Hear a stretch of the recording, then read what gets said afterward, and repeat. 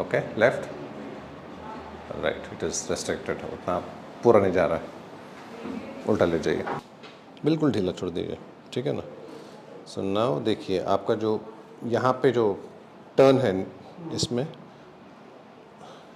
यहाँ पे देखिए क्या है, पेन है, ये दबाए तो पेन नहीं है, okay okay. So now this is fixated here, यहाँ पे फिक्स हुआ है, तो अब इसको मूव करना है वहाँ से।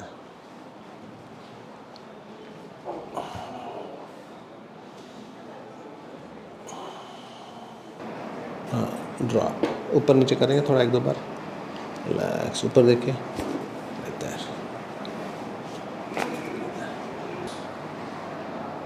राइट एंड लेफ्ट प्लीज, या गुड, हाँ, राइट। Healing Edge.